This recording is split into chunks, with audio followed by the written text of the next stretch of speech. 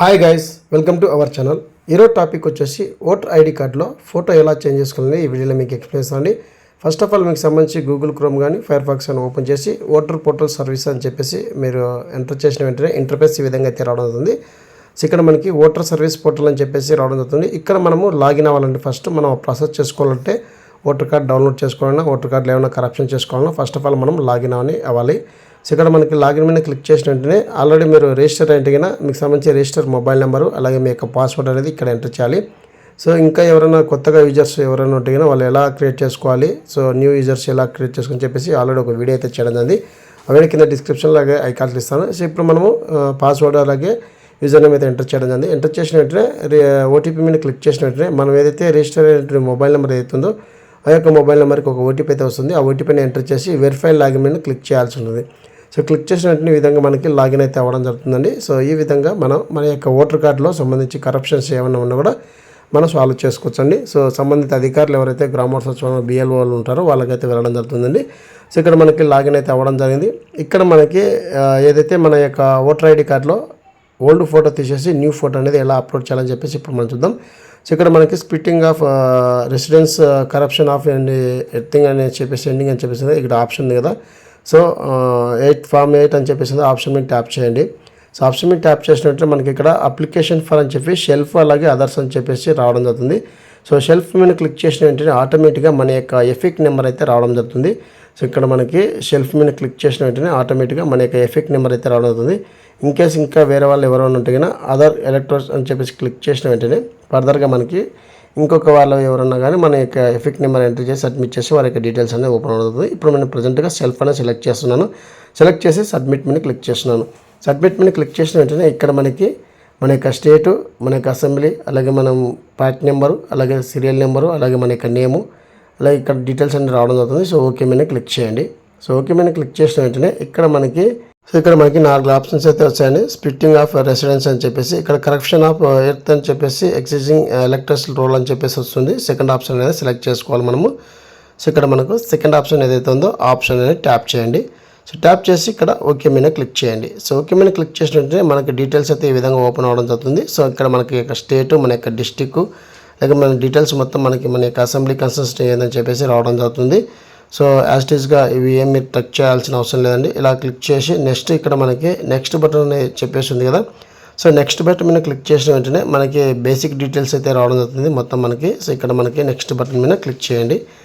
So ఇక్కడ next button click చేసిన వెంటనే ఇక్కడ మన యొక్క పేరు, అప్లికేట్ పేరు, అలాగే మన యొక్క ఎఫెక్ట్ నెంబర్ అయితే రావడం జరుగుతుంది. సో ఇక్కడ మనకి ఆధార్ డీటెయిల్స్ అనేది ఇవ్వాల్సి ఉంటుందండి. సో మనకు సంబంధించి ఆధార్ డీటెయిల్స్ అనేది ఇక్కడ ఇవ్వాల్సి ఉంటుంది. సో అప్రూవల్ కోసం సో ఇక్కడ ఆధార్ బాక్స్ అని చెప్పేసి ఆధార్ నెంబర్ అని చెప్పేసి ఉంది కదా, అప్పుడు ట్యాప్ చేయండి. ట్యాప్ చేసి ఇక్కడ మన యొక్క ఆధార్ నెంబర్ అయితే ఇవ్వాల్సి ఉంటుంది, ఎంటర్ చేయాల్సి ఉంటుంది. సో మన యొక్క ఆధార్ నెంబర్ ఎంటర్ చేసి ఇక్కడ మనకి మన యొక్క మొబైల్ నెంబర్ కూడా ఇక్కడ మెన్షన్ చేయాల్సి ఉంటుంది. సో మన యొక్క ఓటర్ కార్డ్కి ఏదైతే మొబైల్ నెంబర్ లింక్ ఉందో ఆ యొక్క మొబైల్ నెంబర్ అని ఇక్కడ మనం లింక్ చేయాల్సి ఉంది.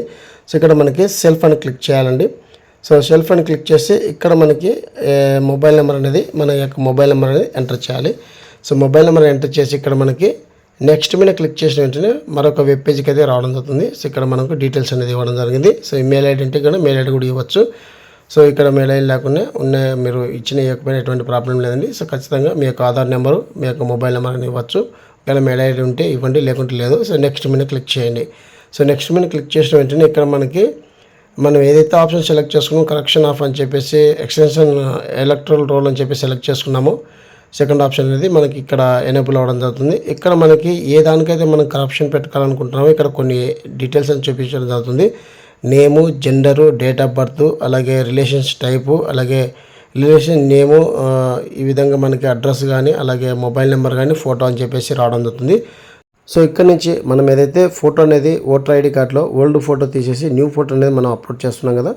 సో అక్కడ మనకి ఫోటో అనే ఆప్షన్ ఉంది కదా. సో ఆప్షన్ మీద ట్యాప్ చేయండి. సో ట్యాప్ చేసిన వెంటనే ఇక్కడ మనకి డీటెయిల్స్ అనేది ఓపెన్ అవ్వడం జరుగుతుందండి. సో ఇక్కడ మనకి యువర్ ఫోటోగ్రాఫ్ అని చెప్పేసి రావడం జరుగుతుంది. ఇక్కడ మనం ఫోటో అనేది 4:5 అలాగే 3:5లో మనం చెక్ చేసుకోవాలి విడ్త్ అనేది.